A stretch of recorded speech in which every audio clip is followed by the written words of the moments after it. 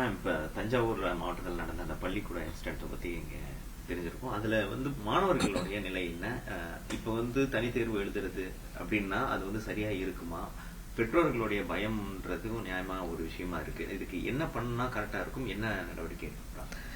இன்னைக்கு நடந்த விஷயம் உண்மையாவே ரொம்ப வருந்தத்தக்க விஷயம். ஆனா அட்லீஸ்ட் ஏதாவது ஒரு இடத்துல உண்மை வெளியில வரணும் இல்லையா? என்ன நடக்குதுன்றது நமக்கு நாட்டுல தெரியணும். ஒரு பள்ளிக்கூடம் தொடக்கணும் அப்படின்னா அதற்கான விதிமுறைகள் இருக்கு.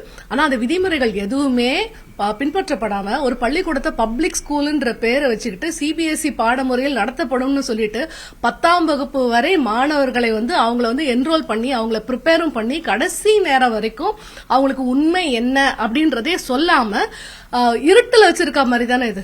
அப்பாவி மக்களுக்கு என்ன நினைக்கிறாங்க, நம்ம நம்ம எவ்வளவு கஷ்டப்பட்டாலும் அது நகர்ப்புறமா இருந்தாலும் ஊர்ப்புறமா இருந்தாலும் என்ன நினைக்கிறாங்க, நம்ம குழந்தைங்களுக்கு ஒரு நல்ல பாடத்திட்டம் கொடுக்கணும், நல்ல படிப்பு கொடுக்கணும், அவங்களுடைய எதிர்காலம் நல்லா இருக்கணும்னு வராங்க.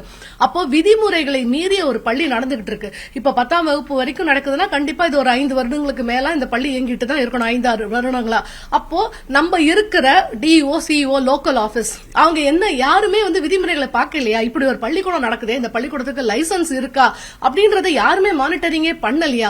அப்ப என்ன நடத்துறோம், நம்ம என்ன நடத்துறோம்? அப்போ பொதுமக்கள் தான் இதனால பாதிக்கப்படுறாங்க. இந்த மாணவர்கள் நிலைமையை யோசிச்சு பாருங்க.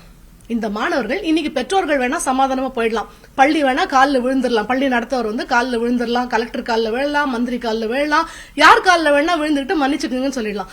ஆனா அந்த மாணவர்கள் படிச்சிருக்காங்க, போர்டு எக்ஸாம்ன்ற ஒரு ஆசையில இருக்காங்க. அவங்களுக்கு நாளைக்கு நீ எக்ஸாம் எழுத முடியாது, ஏன்னா இன்னும் 1 வருஷம் வெயிட் பண்ணணும் அப்படின்னா அது எவ்வளவு பெரிய துயரம். அவன் ஒரு கனவோட வருவான். அந்த பெற்றோர்களுக்குள்ளே எத்தனை கனவு இருக்கும். அப்போ அத்தனையுமே சிதைக்கிற மாதிரி இல்லையா? அப்போ இதற்கான அந்த விதிமுறைகள் வகுக்கும் போது நமக்கு நம்ம எல்லாமே ரூல்ஸ் அண்ட் ரெகுலேஷன்ஸ் வச்சிருக்கோம். ஆனா ரூல்ஸ் அண்ட் ரெகுலேஷன்ஸ் யாரும் ஃபாலோ பண்றாங்க பார்க்க வேண்டாமா? நான் என்ன சொல்றேன், பள்ளிக்கூடங்களும் கல்வி நிறுவனங்கள் மற்றும் நம்மளுடைய ஹெல்த் இது ரெண்டுக்குமே நம்ம ரொம்ப கண்ணு போல நம்ம பார்க்கணும்.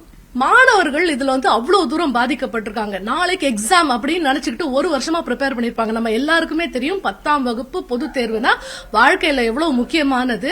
அது ஒவ்வொரு மாணவரும் அதை எதிர்கொள்றதுக்கு எவ்வளவு தூரம் ப்ரிப்பேர் பண்ணிருப்பாங்க நம்ம எல்லாருக்குமே தெரியும்.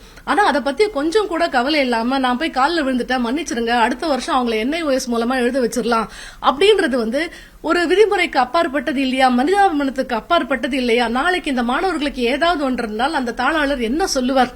அதுக்கு அரசாங்கம் என்ன பதில் சொல்லும்? அரசாங்கம் மாற்று கருத்து கொடுத்திருக்காங்க, நீங்க வேணா பள்ளி கல்வித்துறை மூலமா நீங்க பரீட்சை எழுதலான்றது. ஆனா நம்ம ஊர்ல நிறைய போர்ட்ஸ் இருக்கு. பேசிக்கா நமக்கு புரியணும், நம்ம என்னதான் அறிவியலும் கணிதமும் இல்ல வரலாறும் எல்லாமே ஒரே மாதிரி பேசிக் அதுதான் அப்படின்னா கூட ஒவ்வொரு போர்டும் எப்படி வித்தியாசப்படுது நமக்கு அது புரியணும். என் பாடத்திட்டம் ஏதாவது சிபிஎஸ்இ இருக்கு, ஐசிஎஸ்இ இருக்கு, என்ஐஓஎஸ் இருக்கு, ஸ்டேட் கரிக்குலம் இருக்கு. இது ஒண்ணு வித்தியாசம் தானே. இப்போ ஒரு வழிமுறையில படிச்சவங்களை போய் திடுதுப்புன்னு போயிட்டு இன்னொரு போர்டுல எழுதுனா அவங்களால எப்படி எழுத முடியும்? அவங்களுக்கு தயார்படுத்துதல்ன்றது மனநிலை ஃபர்ஸ்ட் அவங்களுக்கு அது மாறணும். அவங்க அதுக்கான அந்த அசஸ்மெண்ட் தான் பேசிக்கா எப்படி மாறுதுன்னு பாத்தீங்கன்னா அசஸ்மெண்ட் பேட்டர்ன் தான் டிஃபைன்ஸ் எவ்ரி போர்டு. ஒரு போர்டையும் மாற்ற திட்டம். ஏன்னா இப்ப அல்ஜிப்ராவோ எக்ஸ்பிரஷன்ஸோ இல்ல பயாலஜிக்கல் டேர்ம்ஸோ மாறாது. ஆனா அவங்க எப்படி அசஸ் பண்றோம் ஃபைனல் எக்ஸாம்ல அப்படிதான் ஒரு போர்டு டிஃபைன் பண்ணுது. இப்ப ஒரு போர்டுல படிச்சவங்களை போய் இன்னொரு போர்டுல எழுதுன்னு சொல்றது நியாயமானதே கிடையாது. சோ அரசுக்கு இதுல மிகப்பெரிய பங்கு உண்டு. பள்ளிகள் அப்படின்றது யார் வேணா தொடங்கலாம். இது ஒரு காய்கறி வியாபாரம் கிடையாது. பள்ளிகள் தொடங்குவதுன்றது சூப்பர் மார்க்கெட் தொடங்குவது போன்றது கிடையாது. ஏன்னா இது ரொம்ப ஸ்ட்ராங்கா நான் சொல்றேன், யார் வேணும்னாலும் பள்ளிக்கூடம் தொடங்கலாம் அப்படின்றது ஒரு தப்பான கருத்து. வியாபார நோக்குடன் தொடங்கப்படும் கல்வி நிலையங்கள் கண்டிப்பாக தடுக்கப்பட வேண்டும். தகுந்த ஆதாரங்கள் இல்லாமல் ஆவணங்கள் இல்லாமல் எந்த பள்ளிக்கூடங்களும் தொடங்கக்கூடாது. மீதிக்கெல்லாம் எல்லாம் நம்ம கொடுக்கறோம், இந்த ஆர்டர்ஸ் எல்லாம் கொடுக்கறோம். ஒரு ஸ்கூல் எவ்வளவோட சில்ட்ரனோடது இன்னைக்கு சொல்லலாம். அவங்க காலில் விழுந்துட்டு நான் டைம் எக்ஸ்டென்ஷன் கேட்டுக்கிறேன். 8ஆம் கிளாஸுக்கே அவங்க கிட்ட அப்ரூவல் இல்ல. அப்போ இந்த பசங்க 8ஆம் கிளாஸ் படிச்சதுக்கான இதுவே கிடையாது, சான்றிதழே கிடையாது. என்ன மாற்று சான்றிதழ் கூட கொடுக்க முடியாது, டிசி போகணும். இப்ப அவங்க வேற சிபிஎஸ்இ பள்ளிக்கூடம் போனோம்னா கூட என்ன கேட்பாங்கன்னா, நம்ம 9ஆம் கிளாஸ்ல ரெஜிஸ்டர் பண்ணணும். அந்த 9ஆம் கிளாஸ் ரெஜிஸ்டர் பண்றதுக்கு 8ஆம் கிளாஸ் டிசி வேணும். 8ஆம் வகுப்பு டிசியே இல்லையே. அப்ப என்ன செய்வாங்க? சோ பொதுமக்களுக்கான விழிப்புணர்வு வேணும். புதுசா ஃபேன்சியா ஏசி போட்டு ஸ்கூல் வச்சுட்டாங்கன்னா போகக்கூடாது. அந்த பள்ளிக்கு அங்கீகாரம் இருக்கான்றத கேட்கணும். அங்கீகாரத்துக்கு நம்பர் இருக்கும், அந்த நம்பர் போட்டிருக்காங்களான்னு பார்க்கணும். சிபிஎஸ்இ வெப்சைட்ல போயிட்டு இந்த ஸ்கூல் ரெகக்னைஸ்டான்னு பார்க்கணும். பார்த்துட்டு தான் சேர்க்கணும். ஏன்னா பொதுமக்களுக்கும் இது போன்ற நிகழ்வுகள் நடந்தால்தான் என்ன நடக்குதுன்னே தெரியும். இன்னும் இல்லன்னா எல்லாருமே டார்க்ல தான் இருக்காங்க. மேம், இப்ப ஏற்கனவே போன ஆண்டு வந்து ஒரு 15 மாணவர்கள் எழுதியிருக்காங்க அந்த ஸ்கூல்ல அப்படின்ற மாதிரி ஒரு தகவல் இருக்கு. அது அவங்களுடைய தேர்வு முறை அதுல பாஸ் ஆனது இது எப்படி வரும்? அது வந்து அங்கீகரிக்கப்படுமா? இல்ல அது ஒரு டவுட் வந்திருக்குல்ல. எழுதிருக்காங்கன்னா என்ன 10ஆம் வகுப்பு எழுதிருக்காங்களா? இப்ப அந்த ஏற்கனவே 15 மாணவர்கள் தேர்ச்சி பெற்று அங்க 11ஆம் வகுப்பு படிக்கிறதா வந்து ஒரு தகவல் இருக்கு. சோ இப்ப அந்த மாணவர்களுடைய நிலை என்ன? அவங்க தேர்வு எழுதுனது, அவங்க சர்டிபிகேட்ல இதுல பிரச்சனை வருமா? எப்படிங்க எழுத முடியும்? 8ஆம் வகுப்புக்கே சிபிஎஸ்இ அங்கீகாரம் கொடுக்கலன்னா எப்படி 10ஆம் வகுப்பு அவங்களால எழுதியிருக்க முடியும் போன வருடம்? அப்பனா அந்த ஸ்கூல் அப்பவே தப்பு பண்ணிருக்குன்னு அர்த்தம். எவ்வளவு பெரிய தப்பு அது. ஏன்னா 8ஆம் வகுப்பு அங்கீகாரம் இல்லாத மாணவர்கள் அவங்க என்ன பண்ணிருப்பாங்க, போர்டு எக்ஸாம் ஸ்கூல்லயே கண்டக்ட் பண்றோம்னு பண்ணிருக்கலாம். இது போலியான ஒரு நாடகமா இருக்கலாமே தவிர கண்டிப்பாக உண்மையா பண்ணிருக்க முடியாது. இல்லன்னா தனி தேர்வு எழுதுவர்களா மற்றொரு பள்ளிக்கூடத்துல வேணா எழுத வச்சிருக்கலாம் அவங்கள. அதாவது தனி தேர்வுகளை நம்மள பண்ண முடியும். இப்ப என்னன்னா நம்ம ஸ்கூல்ல 15 பேர் இருக்காங்களா, இவங்க வந்து பிரைவேட் கேண்டிடேட்ஸா வேற ஒரு ஸ்கூல்ல ரெஜிஸ்டர் பண்ணிட்டு அந்த ஸ்கூல்ல படிக்கிற மாதிரி அவங்களை அங்க ரெஜிஸ்டர் பண்ண வைக்க முடியும். இவங்க அப்படிதான் செஞ்சிருக்காங்களா, இல்ல வந்து இவங்க ஸ்கூல்லயே எக்ஸாம் சென்டர்னு சொல்லி ஏமாத்தி பள்ளிக்கூடத்திலேயே எழுத வச்சிருக்காங்களா? அப்படி எழுத வச்சிருந்தா அது பொய், அது செல்லாது, அது போலியானது. அப்ப அந்த குழந்தைகளோட வாழ்க்கையும் பெரிய கேள்விக்குறிதான்.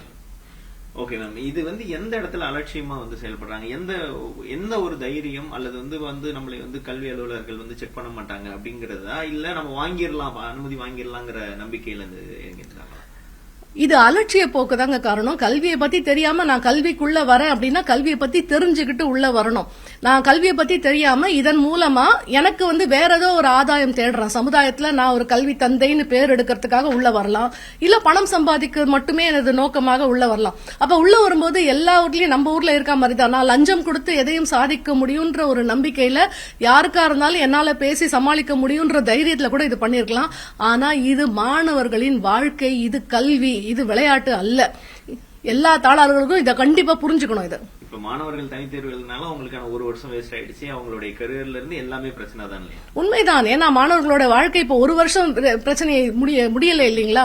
இப்ப அவங்க என்ன சொல்லிருக்காங்க, கலெக்டர் போய் பாத்திருக்காங்க, கலெக்டர் வந்து அவங்க சமரசம் பண்ணிருக்காங்க, பண்ணிட்டு NIOS மூலமா எழுதலாம் அக்டோபர் மாசம் அப்படின்னு சொல்லிருக்காங்க. அப்படின்னா என்ன, அக்டோபர் மாசம் கூட இவங்களுக்கு அஃபிலியேஷன் வராது.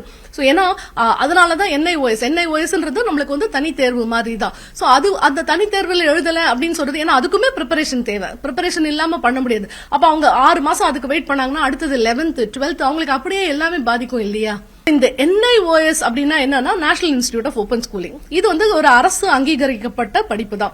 NIOS பத்தி இது நிரந்தரமானதா, இது வந்து ரெகக்னைஸ்டா, நாட் ரெகக்னைஸ்டா, இல்ல இது வந்து ரொம்ப சாதாரணமானதா அப்படின்ற கேள்விக்கு கிடையாது. ஏன்னா NIOSன்றது ரெகக்னைஸ் தான். CBSE ICSE எல்லாம் எப்படி ரெகக்னைஸ் பண்றோமோ அதே மாதிரி NIOSும் ரெகக்னைஸ்டு தான். அதுல அட்வான்டேஜ் என்ன அப்படின்னா வந்து நம்ம காம்பினேஷன் ஆஃப் சப்ஜெக்ட்ஸ் எடுத்துக்க முடியும். 30க்கும் மேற்பட்ட சப்ஜெக்ட்ஸ் இருக்கு. இப்போ வந்து மாணவர்கள்கிட்ட நிறைய தனித்திறமை இருக்கும். இப்ப வந்து ஸ்போர்ட்ஸ்ல எக்ஸல் ஆற மாணவர்கள், இல்லனா வந்து ரியாலிட்டி ஷோஸ் எல்லாம் போறாங்க இல்லையா, சிங்கர்ஸ், ப்ரொஃபஷனல் சிங்கர்ஸ், டான்சர்ஸ், அவங்களுக்கான பிராக்டிஸ் பண்ணும்பொழுது அவங்களுக்கு வந்து எனக்கு ரெகுலரா ஸ்கூல் அட்டென்ட் பண்ண முடியாது. சோ நான் தனியா படிச்சுக்கிட்டு நான் வந்து எக்ஸாம் எழுத முடியுமா அப்படின்னா வந்து NIOS சென்டர்ஸ் ரெஜிஸ்டர்டா வச்சுட்டு அங்க பண்ண முடியும். இல்ல மாணவர்களுக்கே வந்து சில லேர்னிங் டிசபிலிட்டி இருக்கலாம், அந்த மாணவர்களும் படிக்கக்கூடிய பாடத்திட்டம் தான் NIOS. சோ எல்லா தரப்பட்ட மக்களுமே வந்து NIOSல படிக்க முடியும். பிளெக்சிபிலிட்டி, நீங்க இப்ப 2 சப்ஜெக்ட் அக்டோபர்ல எழுதலாம், 3 சப்ஜெக்ட் வந்து நீங்க வந்து மார்ச் மாசம் எழுதலாம், அந்த மாதிரியான பிளெக்சிபிலிட்டி. ஏன்னா அட் அ டைம் எழுத முடியாது அப்படின்றதுதான். சோ இதற்கான ரெகக்னிஷன் இருக்கானா இருக்கு. இது NIOS சர்டிபிகேட் வச்சுக்கிட்டு நீட் போக முடியும், JEE போக முடியும், காம்படிட்டிவ் எக்ஸாமினேஷன்ஸ் போக முடியும். யூனிவர்சிட்டிஸும் இப்போ ரெகக்னைஸ் பண்ண ஆரம்பிச்சிட்டாங்க, கவர்மெண்ட் யூனிவர்சிட்டிஸ் ரெகக்னைஸ் பண்றாங்க. சோ இது கீழானது கிடையாது. ஆனா நம்ம நிறைய போர்டு ப்ரிஃபரன்ஸ் இருக்கும்போது ஒரு மாணவர்கள் வந்து நான் இந்த போர்டு தான் படிக்கணும்னு போற மாணவர்களை நம்ம வந்து திசை மாற்றி நீ இதுல எக்ஸாம் எழுதிக்கோன்னு காம்ப்ரமைஸ் பண்றதுக்கு நமக்கு எந்த உரிமையும் கிடையாது. இது வந்து ரொம்ப தகாத செயல், இது தப்பு, இது ரொம்ப வன்மையாக கண்டிக்கக்கூடிய செயல். இது மேக்ஸ் படிக்க விரும்புற மாணவனை சயின்ஸ்ல படிக்க வைக்கிற அந்த மெத்தட் தான். உண்மை, அவ்வளவுதான்.